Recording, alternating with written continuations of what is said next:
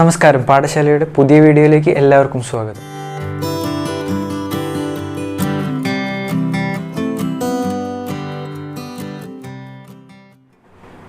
നമ്മുടെ ഇന്നത്തെ video discuss ചെയ്യുന്നത് +1 എക്സാമിൽ ഏറ്റവും ഇമ്പോർട്ടൻ്റ് ആയിട്ടുള്ളൊരു പോർഷനാണ്. ഇത് പഠിക്കാതെ നിങ്ങൾ എക്സാമിന് പോകരുത്.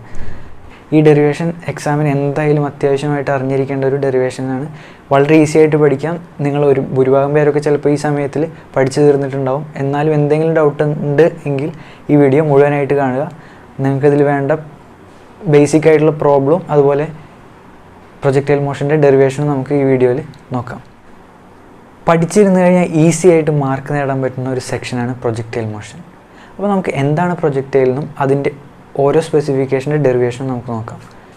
അതായത് എയറിലേക്ക് പ്രൊജക്റ്റ് ചെയ്യുന്ന ത്രോ ചെയ്യുന്ന എന്ത് ഒബ്ജക്റ്റിനെ നമുക്ക് പ്രൊജക്ടൈൽ എന്ന് പറയാം.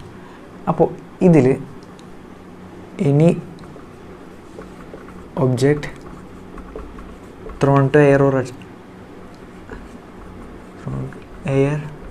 അറ്റ്മോസ്ഫിയർ. അപ്പോൾ അതിനാണ് നമ്മൾ എന്താ പറയുക, പ്രൊജക്ടൈൽ എന്ന് പറയാം. അതായത് നമ്മളിപ്പോൾ ഇവിടെ നിന്ന് ഇങ്ങനെ ഒരു സാധനം എറിഞ്ഞു. അപ്പോൾ കല്ലാണ് എറിയണമെന്ന് വിചാരിച്ചു, അതിങ്ങനെ വന്നൊരു സ്ഥലത്ത് വീഴും. അപ്പോൾ ഈ മോഷനെയാണ് നമ്മൾ എന്ത് പറയണേ, പ്രൊജക്ടൈൽ മോഷൻ എന്ന് പറയണത്. അപ്പോൾ ഇതിൽ നമുക്ക് പഠിക്കാനുള്ള 3 കാര്യങ്ങളാണ്. ഒന്ന്, ഇത് ഇവിടെ വരെ എത്താനുള്ള സമയം, ടൈം ഓഫ് ഫ്ലൈറ്റ് എന്ന് പറയും. Time of flight. അതുപോലെ ഇവിടെ വെച്ച് ഈ പോയിന്റിലാണ് അത് മാക്സിമം ഹൈറ്റ് റീച്ച് ചെയ്യുക. ആ പോയിന്റിന് നമ്മൾ കണ്ടുപിടിക്കണം maximum height of projectile h. അത് നമുക്ക് കണ്ടുപിടിക്കണം. Maximum height. അതുപോലെ തന്നെ കണ്ടുപിടിക്കേണ്ട വേറൊരു കാര്യമാണ് ഈ ഡിസ്റ്റൻസ്. അതിന് നമ്മൾ പറയും ഹൊറിസോണ്ടൽ റേഞ്ച് എന്ന് പറയും. ഇത്രയും കാര്യങ്ങൾ നമുക്ക് ഇതിൽ നിന്ന് കണ്ടുപിടിക്കണം. അപ്പോൾ നമുക്ക് സ്റ്റെപ്പ് ബൈ സ്റ്റെപ്പായിട്ട് ഓരോന്ന് നോക്കാം. പ്രൊജക്ടൈലിൻ്റെ ഡെറിവേഷൻ എഴുതുന്നതിന് മുമ്പ് നമുക്ക് കുറച്ച് അസംഷൻസ് ഉണ്ട്. ഒന്നാമത്തെ ഒരു അസംഷൻ എന്ന് പറഞ്ഞു കഴിഞ്ഞാൽ എയർ റെസിസ്റ്റൻസ് നെഗ്ലിജിബിൾ ആണ്.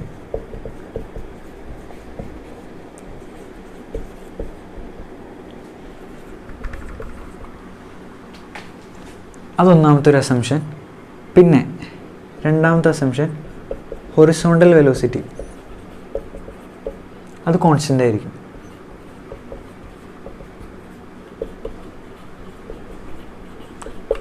ഹൊറിസോണ്ടൽ വെലോസിറ്റി എന്ന് പറഞ്ഞു കഴിഞ്ഞാൽ ഈ ഡയറക്ഷനിലുള്ള വെലോസിറ്റി, ഹൊറിസോണ്ടൽ വെലോസിറ്റി കോൺസ്റ്റൻ്റ് ആയിട്ട് എടുക്കണം. അതാണ് രണ്ടാമത്തെ ഒരു അസംഷൻ. അപ്പോൾ നമുക്ക് ഇതിലേക്ക് കടക്കാം. എന്താണ് ഹൊറിസോണ്ടൽ വെലോസിറ്റി എന്ന് നോക്കാം, എന്താണ് വെർട്ടിക്കൽ വെലോസിറ്റി എന്ന് നോക്കാം.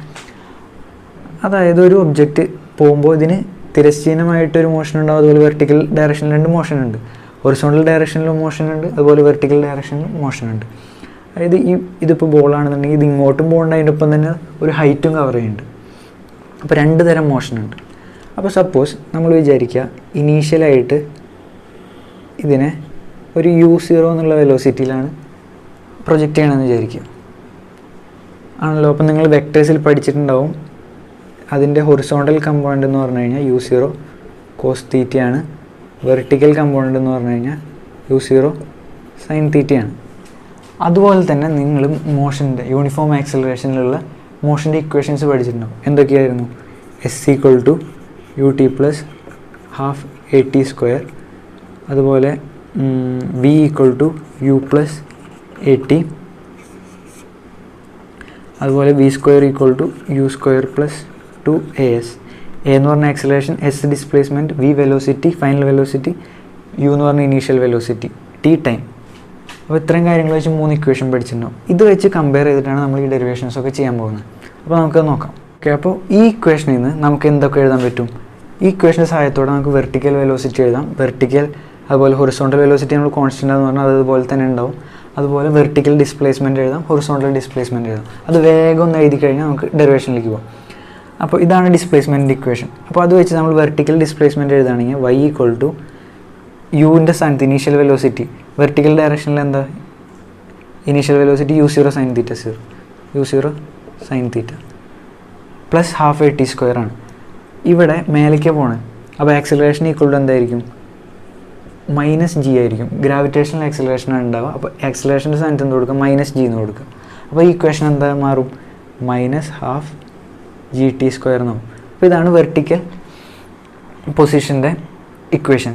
അപ്പോൾ ഹൊറിസോണ്ടൽ പൊസിഷൻ, അതായത് എക്സ് ഡയറക്ഷനിലുള്ള ഡിസ്പ്ലേസ്മെൻറ്റ് നമുക്കറിയാം u0 cos θ ആണ്. ഹൊറിസോണ്ടൽ ഡയറക്ഷനിൽ ആക്സലറേഷൻ ഒന്നുമില്ല, വെലോസിറ്റി കോൺസ്റ്റൻ്റ് ആണ്. അപ്പോൾ ഇതാണ് ഹൊറിസോണ്ടൽ ഡയറക്ഷനിലുള്ള ഡിസ്പ്ലേസ്മെൻറ്റ്. ഇനി വെർട്ടിക്കൽ ഡയറക്ഷനിലുള്ള വെലോസിറ്റിയുടെ ഇക്വേഷൻ v = u + at. അപ്പോൾ വെർട്ടിക്കൽ ഡയറക്ഷനിലുള്ള വെലോസിറ്റി vy എന്ന് എഴുതുകയാണെങ്കിൽ എന്ത് വരും? u + at ആണ്. u എന്താ? u0 ആണ്, u0 sin θ ആണ്, പ്ലസ് at. എക്ക് പകരം എന്ത് കൊടുക്കുക? -g എന്ന് കൊടുക്കുക, -gt എന്ന് വരും. അതുപോലെ ഹൊറിസോണ്ടൽ ഡയറക്ഷനിലുള്ളതാണെങ്കിൽ എന്താ വരിക? വെലോസിറ്റി ഒരു തെറ്റ് പറ്റിയിട്ടുണ്ട്. ഇത് y = ut + ½ at² ആണ്. അപ്പോൾ ഒരു t കൂടെ ഇവിടെ വരും, ഇവിടെ ഇൻറ്റു ഒരു t വരും.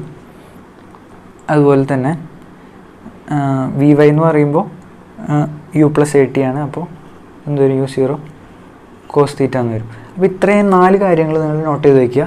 ഇതുണ്ടെങ്കിൽ നമുക്ക് എല്ലാ പ്രൂഫും ചെയ്യാൻ പറ്റും. അപ്പോൾ നമുക്ക് ആദ്യം എന്ത് ചെയ്യാം? ഇവിടം വരെ എത്താനുള്ള ടൈം കണ്ടുപിടിച്ച് നോക്കാം. ഇതിന് നമുക്കൊരു TM എന്ന് കൊടുക്കാം. അതായത് മാക്സിമം ഹൈറ്റ് എത്താൻ വേണ്ട ടൈം, അതായത് time taken to reach maximum height. അത് നമുക്ക് നോക്കാം.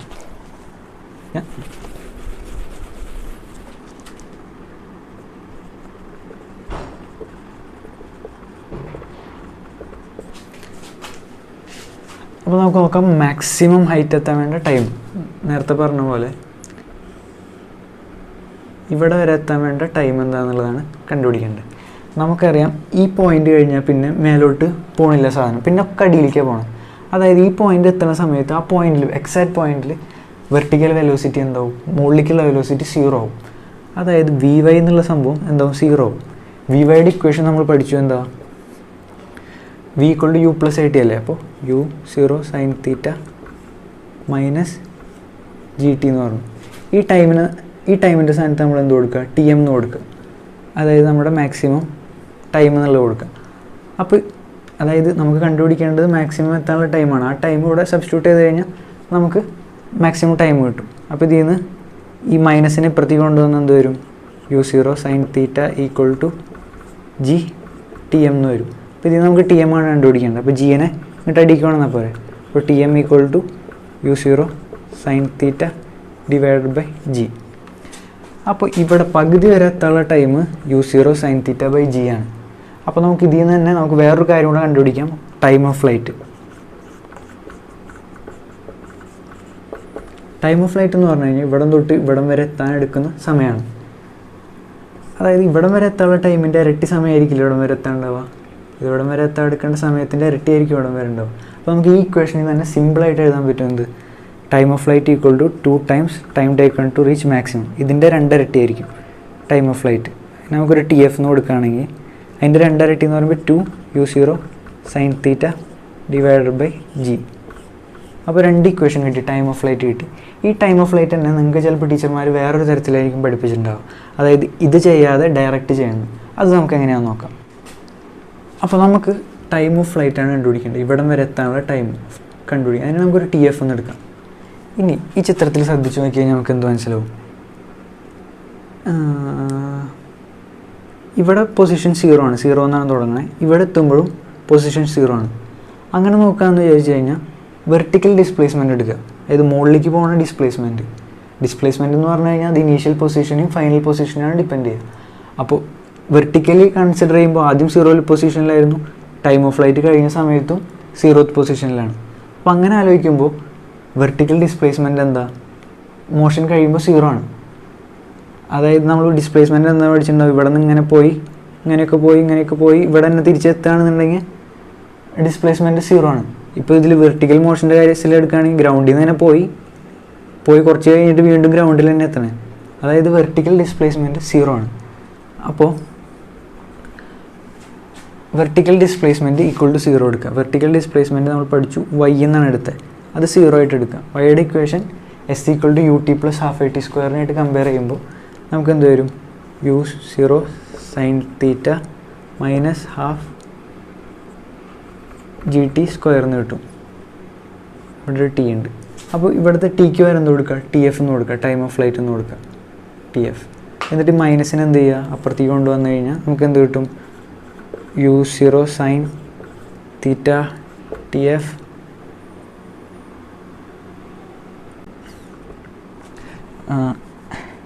Equal to half G T F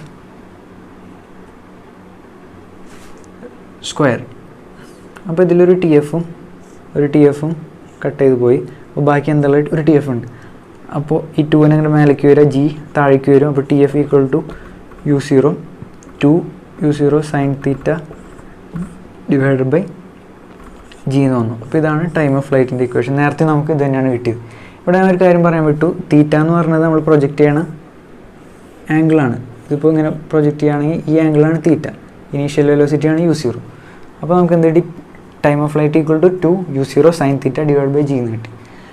അപ്പോൾ അത് കഴിഞ്ഞു. ഇനി നമുക്ക് പഠിക്കാനുള്ളൊരു സംഭവമാണ് ഈ height, maximum height of projectile. അപ്പോൾ ഇനി നമുക്ക് മാക്സിമം ഹൈറ്റ് ഓഫ് പ്രൊജക്ടൈൽ നോക്കാം.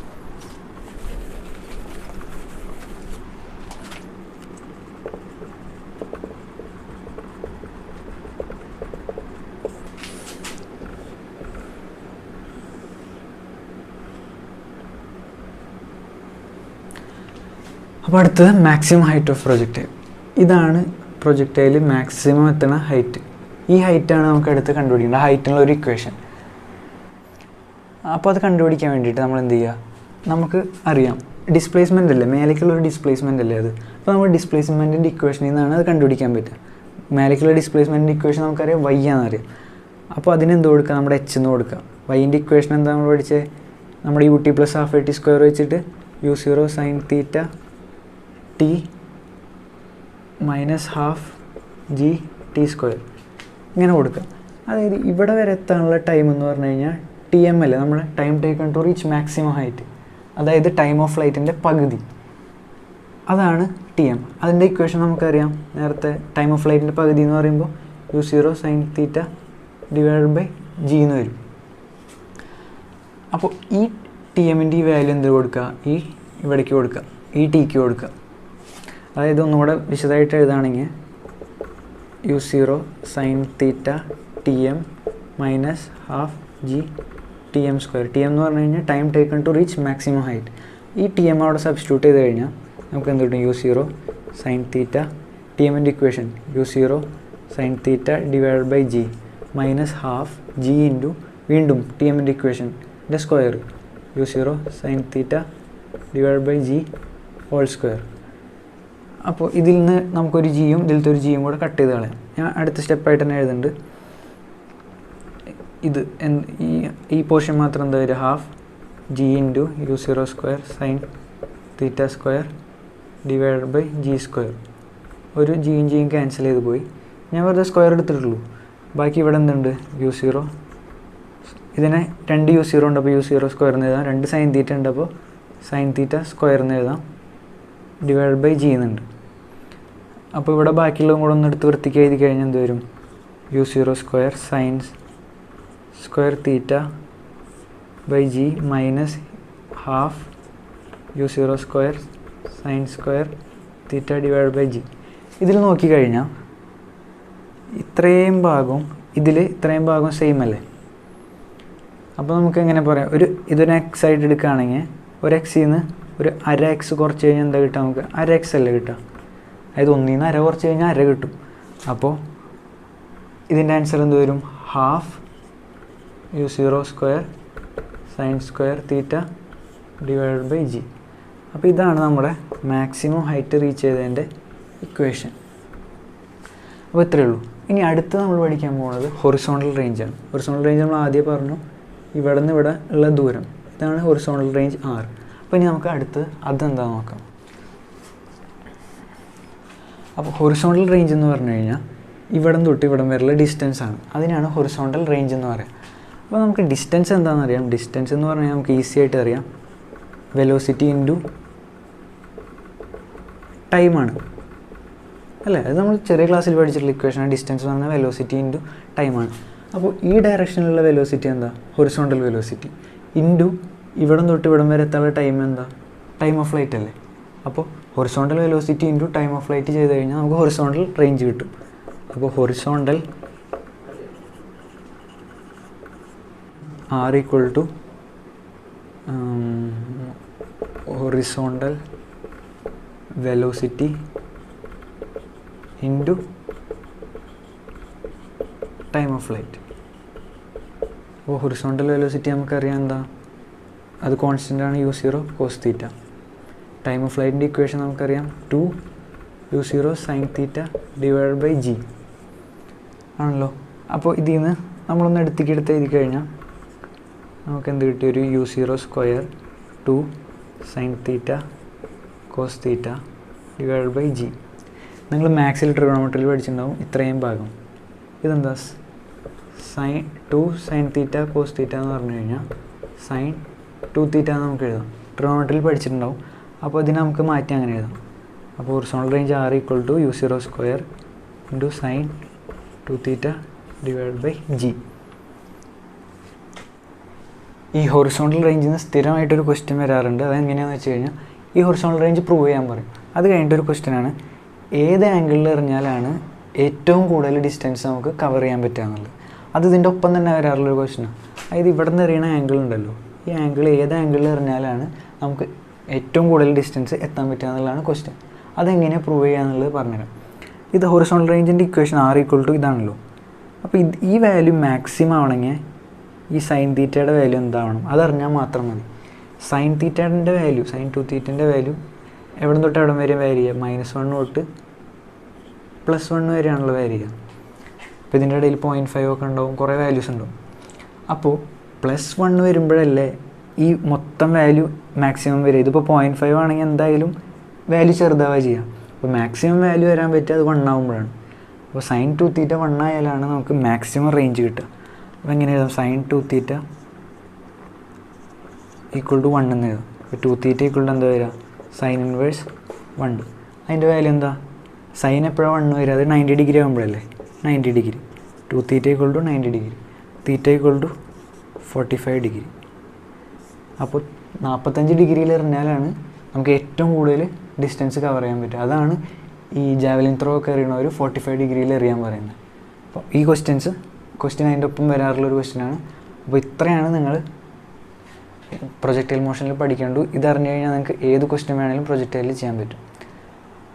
അപ്പോൾ ഇത്രയേ ഉള്ളൂ നമ്മുടെ വീഡിയോ ഇഷ്ടമായി എന്നുണ്ടെങ്കിൽ ബാക്കിയുള്ള കുട്ടികളിലേക്കും കൂടെ ഷെയർ ചെയ്യുക. നമ്മുടെ ചാനൽ സബ്സ്ക്രൈബ് ചെയ്യുക. എന്തെങ്കിലും ഡൗട്ട് ഉണ്ടെങ്കിൽ കമൻറ്റ് സെക്ഷനിൽ ചോദിക്കുക.